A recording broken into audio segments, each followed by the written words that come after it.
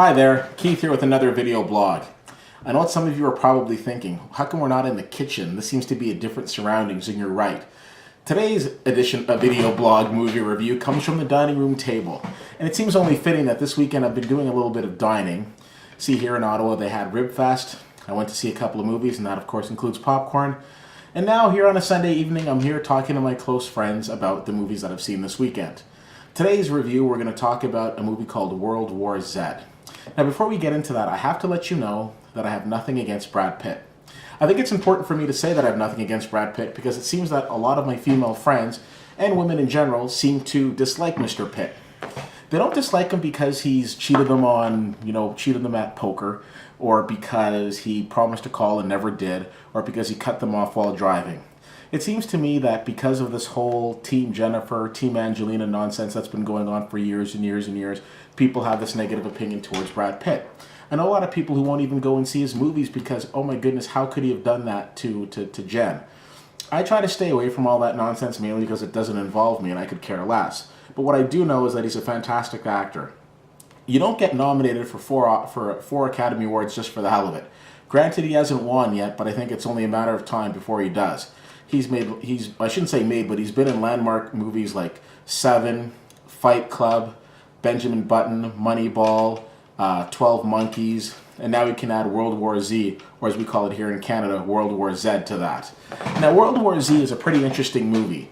Now, I recently started watching The Walking Dead. Of course, a great AMC show that talks about the zombie apocalypse and this guy who wakes up and zombies are taking over the world. Now, the interesting thing about The Walking Dead is all the zombies are pretty slow-moving.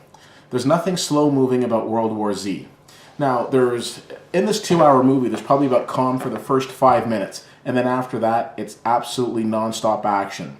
One of the things that I absolutely loved about this movie, not just in fact the performances of Brad Pitt and as the former UN operative who's called in to try to understand what's going on, or Murray Enos, who a lot of people will know from another AMC show, The Killing, who does a phenomenal performance as his wife. There's just something about Murray Enos' demeanor in the different roles that she plays, that she's always this calm, cool, and collective person, but she still has a lot of passion through her facial expressions. The thing that I really liked about this movie, beyond the performances, were the special effects.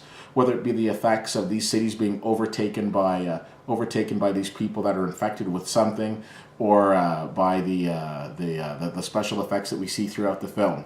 This is the first actual summer blockbuster that I've seen. And when I say that, don't get me wrong. I enjoyed Iron Man, I enjoyed Star Trek, but those are, for all intents and purposes, we expected those to be big. World War Z came out of nowhere to me. World War Z was one of those movies that I went into thinking to myself, well, let's give this a chance and let's see. I mean, it was directed by Mark Forster, the guy who directed Quantum of Solace, or as I like to call it, Quantum of Crap, so I didn't really expect a lot. But I was absolutely blown away with this movie, and for that I'm giving it an A. I definitely recommend checking out World War Z. It is non-stop thrill ride. Now, it is available as well in 3D, but as most 3D movies these days, that's pretty much just a gimmick, because there might be a couple of scenes that are worth 3D, but for the extra $5 you're going to pay, not really worth it. What is worth it is taking your time to go and see World War Z. I assure you, you won't be disappointed. Whether or not you like Brad Pitt is irrelevant. If you like a good movie, this is one that's not to be missed. As always, you can check me out on my Twitter at CFL_fan, or my Facebook page at facebook.com/WhittyWhittier.